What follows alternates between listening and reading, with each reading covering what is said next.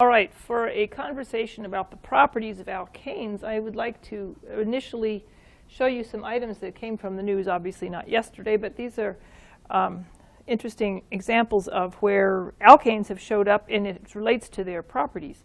This one was from a few years ago. In January, the prices of propane and natural gas were very high, and there was propane being used for heating homes at a very record temperature value of $2.25 per gallon. Did you know that that was a big deal? But it has to do with the long, high demands of farmers drying wet crops because of the propane. It was being used for those purposes instead. And it became an influence on propane prices. What does that have to do with what else we need to know? Another example of propane in the news was similarly a few years back, where a terrain derailment in Manitoba near the North Dakota border caused some evacuation in the town of Emerson, right near the border, because these trains contained unscented propane. Now, why is the propane unscented? That's a funny question. And there was an evacuation order eventually lifted, but propane is being shipped on train cars. Keep thinking.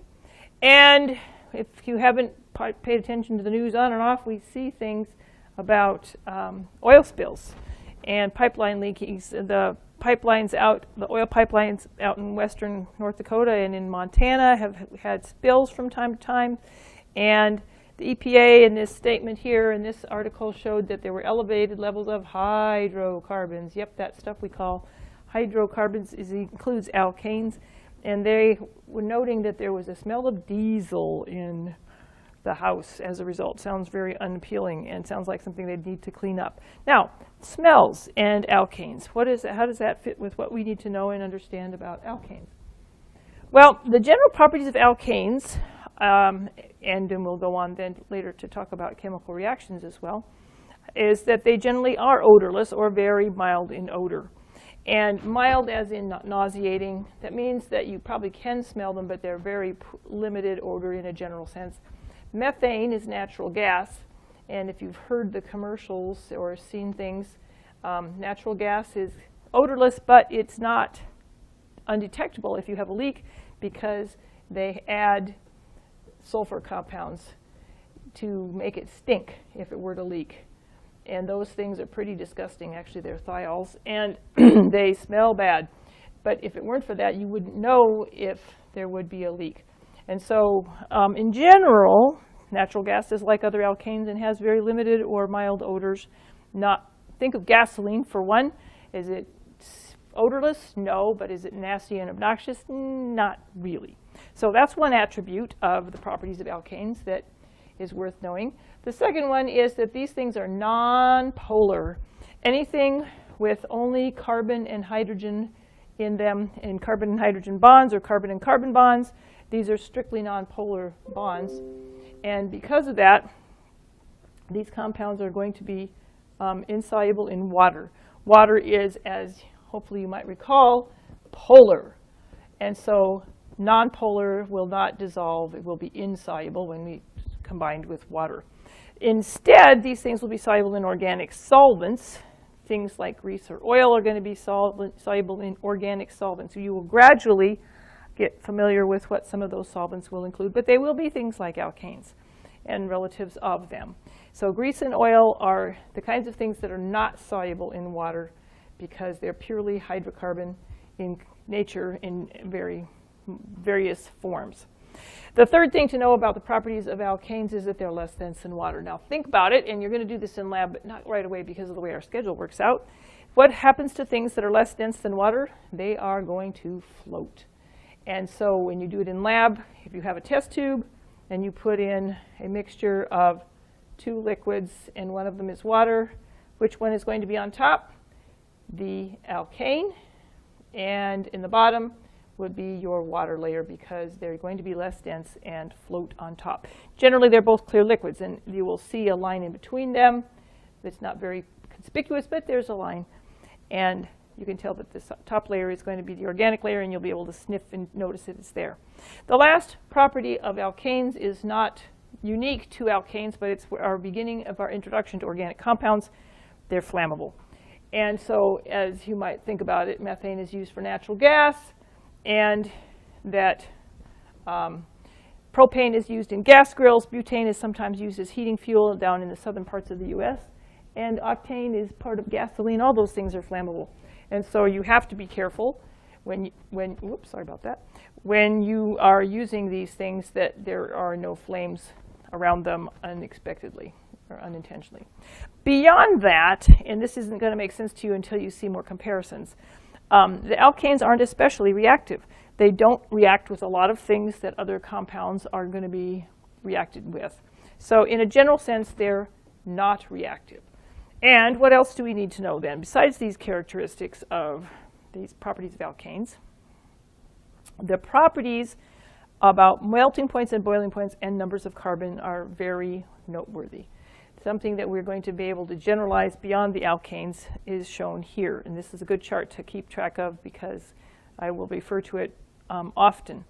So as the number of carbons increases, the temperature for the melting and boiling points also increases. So the melting and boiling points increase with the increasing molecular weight, aka with the number of carbons. It equates, it's a direct correlation.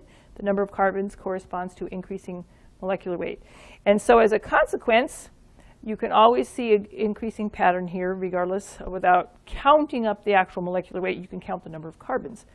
It turns out that the alkanes with the number of carbons less than 4, in other words, these 3, are going to occur as gases because their boiling points are pretty cold. Look how cold that is, somewhere near minus 50.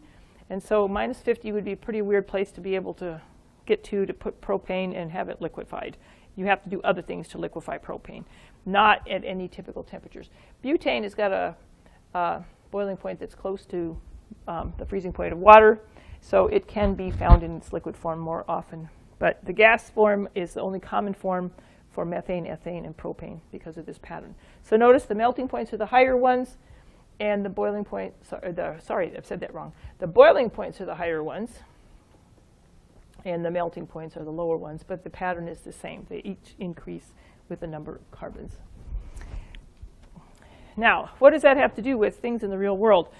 The petroleum industry is of significant concern about how prices are going and in the economy of our state, for one. And petroleum products include a lot of different things, gasoline and kerosene and all kinds of things. These are products of a refinery from petroleum. They're primarily mixtures of alkanes. And so the way it works is they're going to be heated up and gradually removing the components that boil a little bit at a time. The lowest boiling compounds are going to be the ones with the fewest numbers of carbons, and those are going to be things that are known as natural gas. So it might not be exclusively methane, but that's the way we think of it. And then slightly higher boiling points is going to be things that are described as straight-run gasoline. And then even higher with boiling points is things that are described as kerosene. Now that we're talking 11 to 14 carbons, that's getting to be quite a bit. And, oh, that did not write, sorry. And then keep heating it some more, and then to get to this category that's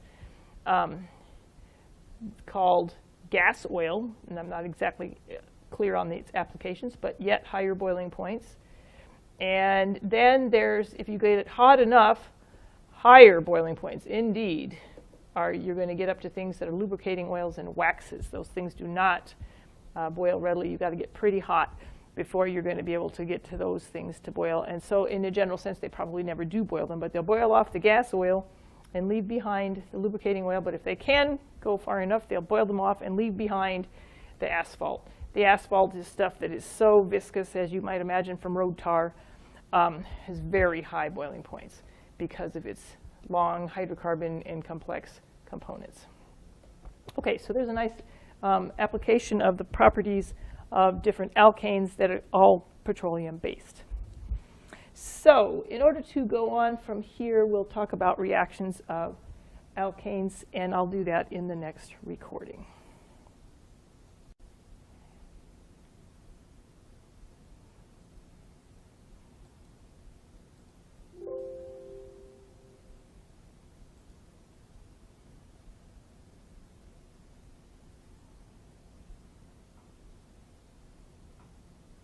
You did, okay.